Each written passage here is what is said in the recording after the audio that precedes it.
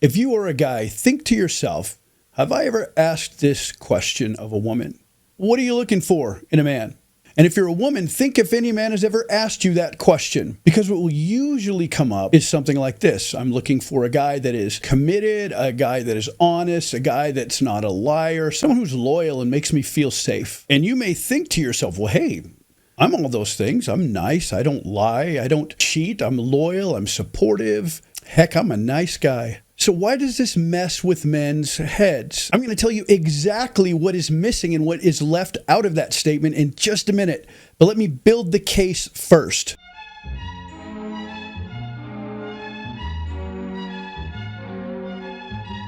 Now, as a general rule of thumb, women in general, this is not all of them, but most that are looking for someone are looking for someone in what's sometimes called the 666 club. And that is, of course, a guy who makes over 6 figures a year, a guy with a six-pack, and of course, a guy that is over 6 feet tall. Now, unfortunately, that actually cuts out a huge percentage of all the men in America because most men in America are only about 5'9", and the average salary for most men is around $40,000 to $50,000, and about 70% of America is overweight. So what else is on the menu, so to speak, for women that maybe they don't communicate to you? I'm going to tell you exactly the part that women leave out. But first, let me show you. A couple of years ago, a psychological study was done when they asked in a blind survey, what are some of the types of guys that women are most interested in?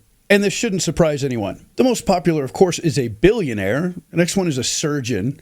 Then there's the vampire and then the pirate. And we've seen all this stuff in Hollywood. So a guy might be saying, I'm not sure if I have all of those things, but I'm sort of interesting and I'm a nice guy. So the question again is, what are they looking for? If you're a guy, you might want to know. Because here's the thing, you will hear these words.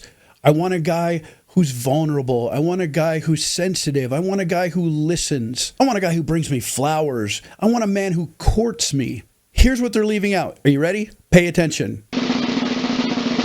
They don't want a man to court them. They want a man they're attracted to court them. They don't want a man to be vulnerable with them. They want a man they're attracted to be vulnerable with them. They don't want a man to be sensitive. They want a man that they're attracted to be sensitive. Are you catching this? This is the part that they generally leave out, and guys seem to not be able to figure this out. I'll be doing a companion video to this very soon that'll go into the actual statistics of what I'm talking about. But in general, guys, here's the deal. Women, they do want certain things, but they probably don't want them from you. So if you're a kind, sensitive, loyal, compassionate, vulnerable, honest guy, and you're still single, you might say, all these things are selling points to women, right? After all, they're nice guy traits. Is the saying nice guys finish first? I don't think so.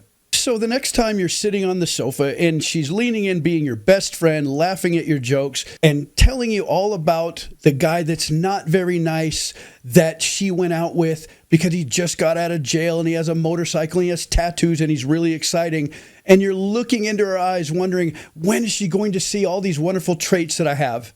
Ask yourself, why does she tell you about the guy that she's interested in, yet she doesn't seem to be interested in you? Let me show you a body language example to see if you can pick up whether or not someone is attracted. Check this out. All right, pay attention. What do you think is wrong here? She seems to be looking at him. He's looking at her, at least somewhat. There's some leaning in there. Something's definitely not working here, though. What do you think it is? First of all, he's very interested, but she's very nervous. Watch. First thing you see is her fidgeting with her necklace. Then she touches her drink. And when you touch objects, it generally means that you're dealing with some nerves that you need to expel. Now look here. He's leaning in. He's keeping eye contact with her, but she's not keeping eye contact with him. Let me show you what it should look like if someone's actually interested. Now look at these two. Same situation, but look where their eyes are. I'm running this part back again. They're both leaning in. Both of their fronts are facing each other. And watch how they mirror each other, meaning if he or she does something, the other person does the exact same thing. So he nods his head, she nods her head. Hear it again. He nods his head, she nods her head. Then, of course, they never take their eyes off each other, and the front side, called the ventral side of their bodies, is always facing each other. There is some natural desire here between the two of them. Simple social psychology, folks. Many more of these coming up very soon. And if you are still here, do me a favor, click on one of these other videos, and I'll see you very soon in the next one.